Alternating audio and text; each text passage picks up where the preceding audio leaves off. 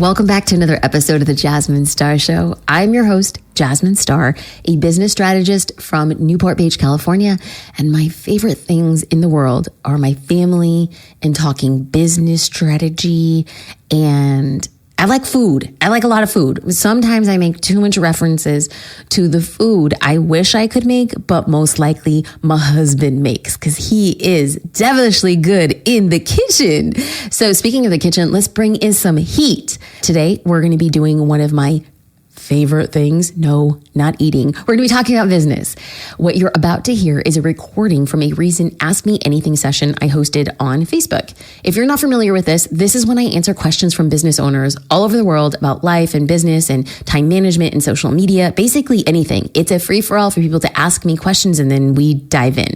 I've had the privilege of coaching business owners for several years and I love sharing these conversations with you. So if you aren't on my Facebook page and you would like to ask questions, you can find me on Facebook at Jasmine Star. But enough of that shameless plug. Let's dive into this Ask Me Anything. Hi. I'm just going to start off at the beginning. I'm not wearing any makeup today. I had an allergic reaction. If you could see, it's along the side of my face. I asked my husband, should I wear some like blue light glasses so that I look like very smart and like an intellectual? Either way, y'all, I think we should have a conversation. So voting, are we voting? Glasses? No glasses? I'm just going to do the glasses for now because blue light has never been a friend of, it's been more of a foe. But I want to have a conversation about something that happened a couple months ago.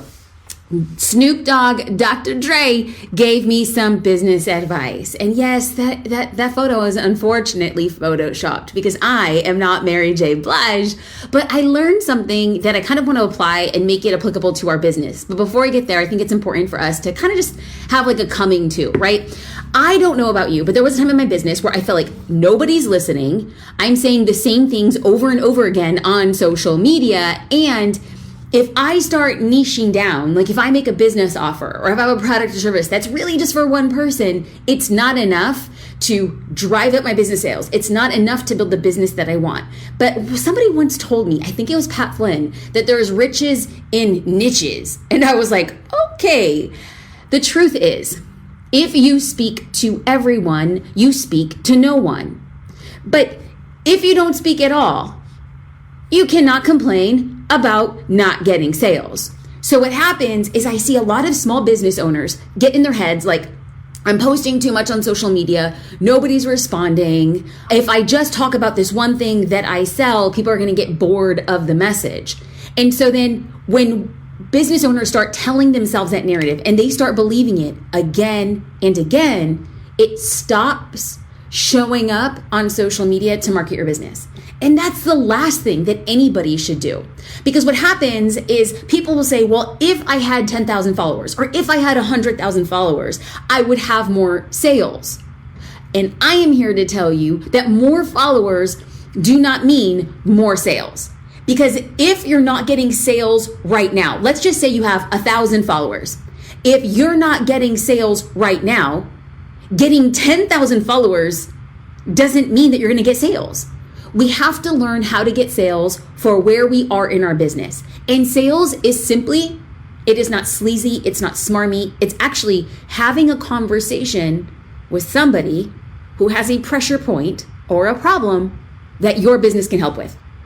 I don't care if you sell essential oils. I don't care if you sell hair care. I don't care if you're a graphic designer. I don't care if you're a car mechanic. I don't care if you are into lawn maintenance. Everybody has a problem. Not everybody. Your dream customer. Not everybody. Your dream customer has a problem that you can uniquely solve, help, empower for them. So the more that you share what it is that you do, it will only do one of two things. When you put your social content out, it'll only attract more people or it will repel people. I actually love having these live conversations because it's doing one of two things. If you're watching this, many thanks because you've made it a full 3 minutes into this conversation, which means it leads me to think that I haven't annoyed you up until this point. And if I haven't annoyed you up until this point and I keep on adding value to this conversation, you're going to stick around. But equally, there are people who watch the first 3 seconds or the first 30 seconds or the first 3 minutes and they're like, this girl is not for me. I don't like the way she talks. I don't like her presence. I don't like her energy. That's fine. I'm not here to be for everybody. I am here to be for a small group of business owners who think, hey, she has something to share and perhaps I have something to learn. So if then that's the case, when you narrow your audience, they'll connect with you better. I put out posts, I put out reels, I put out stories, I put videos on YouTube and Facebook, I tweet, I create a podcast. I'm really only trying to do one of two things. I want to attract you or I want to repel you. That is it. It's very quite simple. So the question is why? Why would I be doing this? Well, when your messaging, just like my messaging, when your messaging feels like it was made for them, they'll be more likely to pay attention. So if I were to say, I'm a life coach, that's assuming that people know what a life coach is, that they want a life coach, or that they even believe that a life coach could exist. But if I were to say, I'm a life coach for women, I'm a life coach for divorced women in their 40s who are mothers looking at a new chapter in life. All of a sudden, even if somebody, like one of my followers was like, oh, wait a minute. Like, I'm in my 40s, I'm divorced, I'm a mom, and I want to start a new chapter. All of a sudden, we hone the messaging to be such for a specific person that even if they didn't have that necessary desire, they all of a sudden start seeing that there are solutions to a problem they didn't even know exist or kind of were toying with this idea. So the question then becomes, how do we narrow it down? Like, how do we start finding these people? Number one, get specific on who your ideal client is. And two, connect with them through your content. We must first. Now, this is the thing. I often see people do it backwards. They create content hoping that it'll attract an ideal client. That needs to like flip it and reverse it. Hey, Missy Elliott up on her. Did anybody get that Missy Elliott reference? Am I like dating myself? Missy Elliott is still cool. Okay. So flip it, reverse it. When we know who we are targeting, when we know who our dream client is, are these glasses like, look at this, distracting, not distracting, distracting. Okay, I'm taking them off. I am not intellectual. I am just a girl who refuses to stay down when she's kicked down. Okay. And I take whatever I can using free resources and try to connect with people who would find value in my business. This is what I teach. I teach what I practice. So going back to this point, we want to identify who we are targeting and then create content for them. It's not create content and I hope it finds people. No. Who are we targeting? And then we make pieces of content that are so specific to them. So the question that I have for you is, who are you actually wanting to work with? Like, who is your dream customer? Who is your ideal client? To get started on this, like, I don't want to talk about something and like, boom, walk away. Here are a few questions. Like, feel free to screen grab that. When you answer those questions, and a lot of times people will say, no, I don't want to do that. I don't have time for this right now. I'll get to it in the future. I don't see how this makes sense for my business. I tried this once before. It doesn't work. Listen, everybody will have excuses. But I can promise you, if there is one thing that I would live and die by for any business owner of any generation, of any gender, of any race, of anything, if you have something to sell, you must, before you think about marketing, before you think about a logo, before you think about sales, before you think about a website, before you think about anything, you must know who your target market is. Period. The end. So when you answer those questions, things start like popping up and being, hey, I never saw about that before. Now, just in case you're a little dubious, Chief, I want to introduce you to Claire. Claire said, I got 2 new clients and it was based on an ideal client from a woman I saw on Instagram. Okay, so let's go explain Claire's story. So Claire has developed, she's a member of Social Curator, and I get to know these members very well. And she has an eco-friendly, all clean cleaning service in Florida. So she uses only organic products, and she was having a hard time getting clients to pay her more because she's like, Jasmine, my cleaning supplies are much more expensive because we do all natural, all clean. And so she decided, instead of saying I'm competing with anybody who cleans houses, and she has a whole team, like she does a multi-million-dollar business. She has a whole set of cleaning teams. And she's like, instead of competing with other cleaning offers, like other cleaning agencies, she's like, I need to identify that this particular client values organic. This particular client has extra money to spend. This particular client lives in this zip code. This particular client has kids. Because all of a sudden, when she answered all of those questions, she started putting out content that the dream client, oh, I have kids. Oh, hey, I live in this really affluent part of Miami. Oh, hey, you know what? I actually do shop at like Whole Foods or Erewhon, these really high-end stores that all of a sudden the content was no longer we clean houses, but the content became, what do you care about? What do you value? Are you willing to invest in having clean cleaning from cleaners? And guess what? She booked 2 clients. And one of the things, it is a little long, but I had to share it because one of the things that she had said was that she created her dream client, her ideal client profile. She created on somebody that she was following on Instagram. She did not know this woman. She had not booked cleaning their house. She's like, that's the person I want to work with. Started creating content for what she thought that person wanted, and that person reached out to her. Come on. It is literally when you know what you're attracting, it starts coming to you. So once you know your ideal client, you can create content specifically for them. So if you're stuck, what I want you to start with is use age-appropriate references. Once you answer that list of questions that I had shared a little bit earlier, well, actually, let me go back. Let me just share that real quick. Once you answer these questions, you can then make age-appropriate references, which leads us back to the beginning of this conversation when I was like, yo, I learned a lesson from Snoop Dogg and Dr. Dre. Okay, and then I photoshopped my face into it.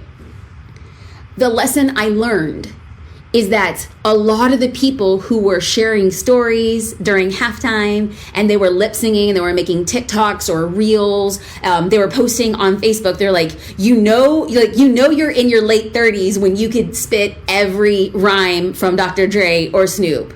Or it's just like you're applauding Mary J. Blige because she's like 52 and like Queen has it going on. So all of a sudden it just heightened the fact that if my dream customer is in their late 30s and early 40s, it would behoove me to start making references to this social phenomenon around the Super Bowl. Now, you might have a target market of, let's say guys who are 22. Perhaps like a 50 Cent reference or an Eminem reference, it might not jive. What am I, 87?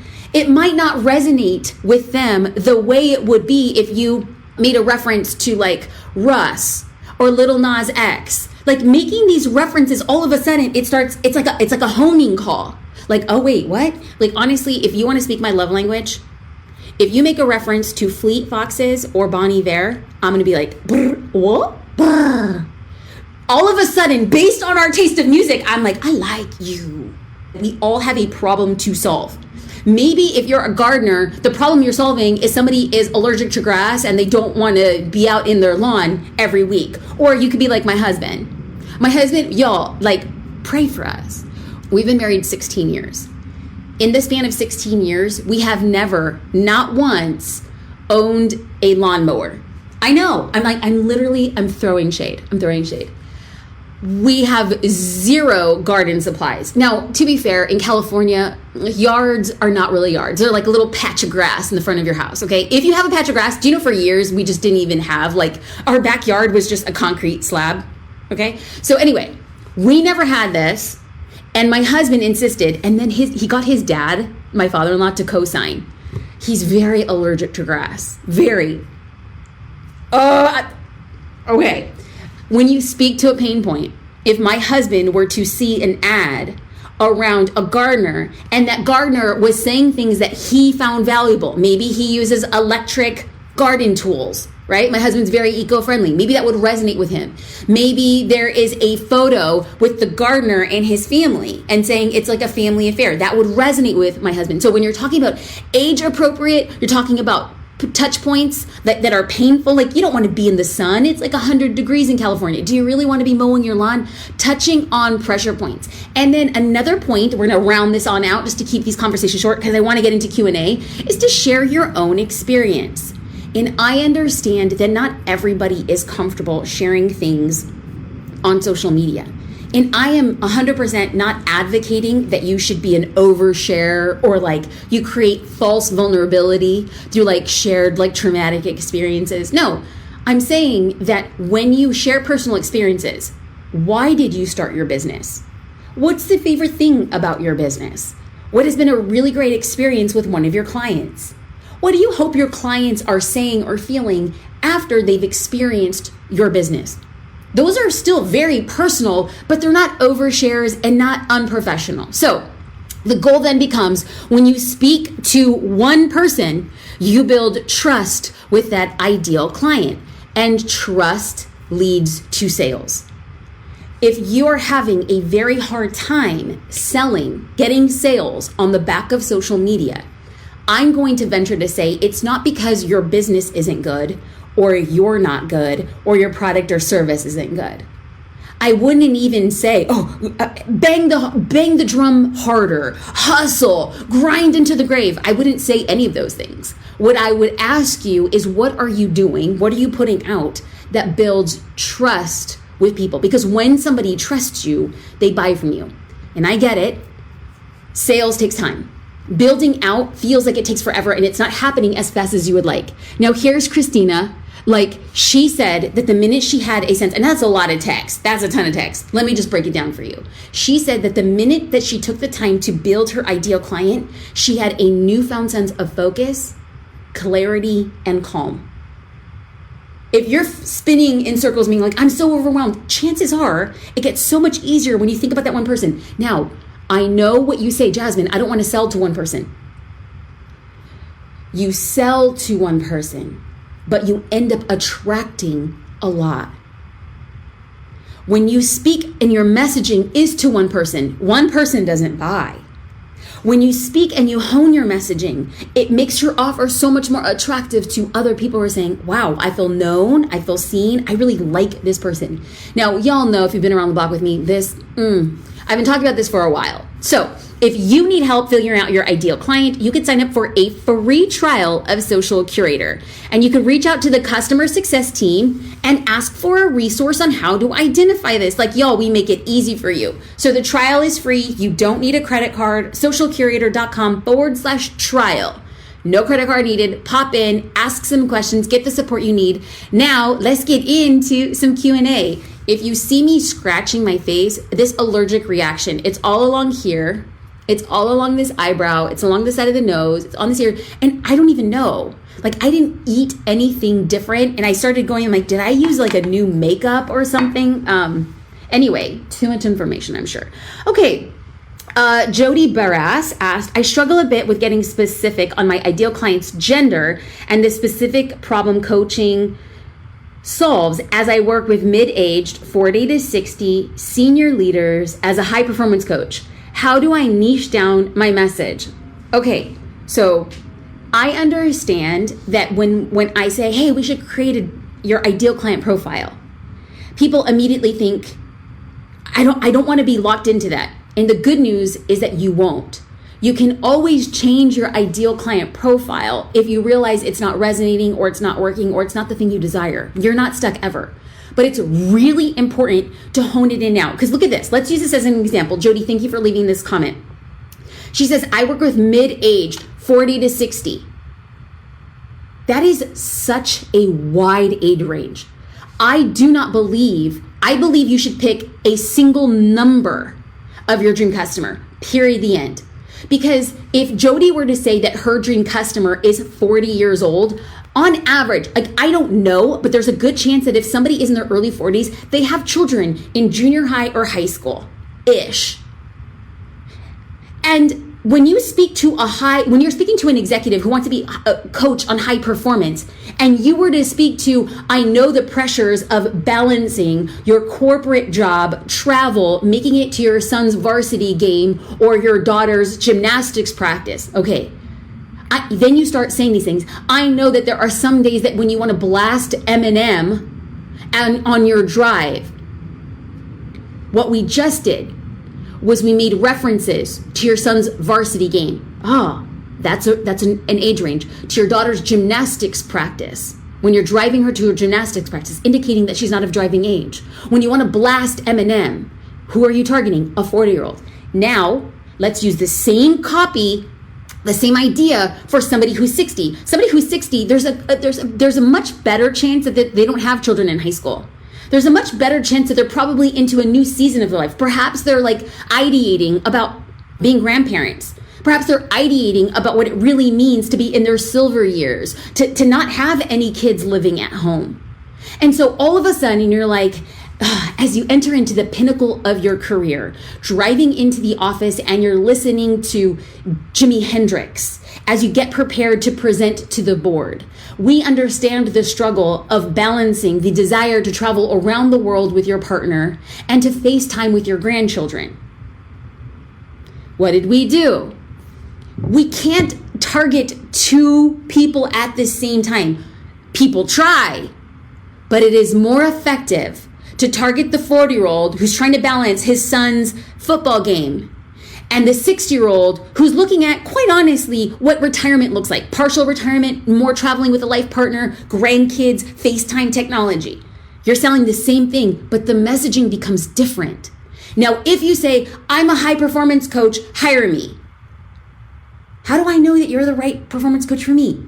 You don't until your content dictates who you are attracting. So, Jody, I know you're having a hard time saying, well, I can coach men and women. I know you can. I think you need to pick one gender. It speaks differently. Now, here's a perfect example. I know that I am not Gary Vaynerchuk's dream follower, client, somebody who invests in the things that he does. Gary Vaynerchuk clearly is going after guys in their late 20s, early 30s. I'm not a guy, and unfortunately, I'm not in my late 20s. But I still buy everything the guy puts out because his messaging, even though it's not targeted to me, it still resonates with me. Now, there are other opportunities. I know that at Social Curator, our dream customer, our ideal client is a female. Do I know that there are users of Social Curator who are men? Absolutely. Because the offering in and of itself is not gender specific, but the way that we're framing it up is. And that's okay. So this is why I say when you just identify, you will attract others, but it helps you hone and lessens the overwhelm. Jody, that was a great question, and I felt like I'd spent a long time. I'm hoping that it helps. Okay, Shauna Campbell, how do I appeal to my high school parents for senior photos when the new generation doesn't want pictures anymore? Yes, they do. Shauna, oh girl, I will go toe-to-toe with you. I will go toe-to-toe. Seniors want photos. What they don't want is the senior photos in a field with their guitar in the background with their Letterman's jacket. What they don't want is some brick alleyway with the wind blowing in their hair, and they're they don't want that anymore. What they want are really cool photos that look effortless so that they can share on social. And every photographer who shoots seniors right now just died a little. I know. But it's either you innovate and you change with the demands, or you go out of business. If I were a senior photographer, I know, Shauna, you don't want to hear this. If I was a senior photographer, I would hire somebody on my shoots to create reels or TikToks during the senior session. And then you give it to them as part of their collection or package. And then they shout you out.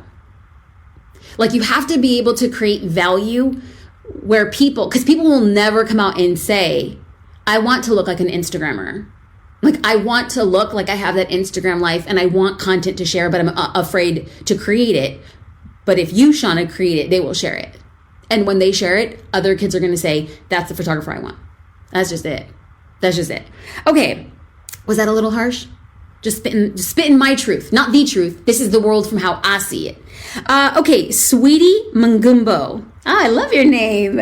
I help professional women get clear about their purpose. How do I narrow down my audience? Sweetie, number one, how old is your dream customer? Because the way that you speak to them will vary widely if you help women in their 20s. If you help a woman who's 25, if you help a woman who's 35, if you help a woman who's 45, if you help a woman who's 55, all of your messaging is so entirely different. And a woman who's 25, who's trying to find her purpose, is truly deciding, generally speaking, what does motherhood look like, or what does her career? Most women when they're 25 are trying to be ooh, what's the path that I'm going to choose? How do you find purpose? Speak to that. A woman who's 35 maybe has a series of young children and is trying to work part-time or balance a full-time job and full-time motherhood. Speak to finding purpose in that. A woman who's 45, does she want to go back to school? What does innovation look like? Is she adverse to technology? How does her purpose relate to all of these things? a woman who's 55. Oh, well, it's an empty nest. Kids in college. What is her purpose? Does she feel like she's aging out? Is she too old? I am telling you, pick an age. Pick the pressure point according to that age and have your messaging account for that. There is a very, very, very high likelihood. I mean, I talk about therapy and I talk about my therapist and I get really nervous. Why? I don't know. I was on the hunt for a therapist and I did due diligence. I asked for recommendations. I read things online. And I know that this particular therapist was not targeting me. She was targeting executive men in their 50s. I'm not a man and I'm not in my 50s. And I looked at her stuff and I was like, yep, you're the therapist I need. She attracted me. So don't think, sweetie, that by narrowing, you're cutting people out. By narrowing, you're adding swag to your business. I know who I serve and I know who I can deliver on. It just changes things dramatically. Okay, so y'all, I have a meeting in like 3 minutes that I need to pop off for. But thank you for joining these chats. I love them. I go live every week on Facebook.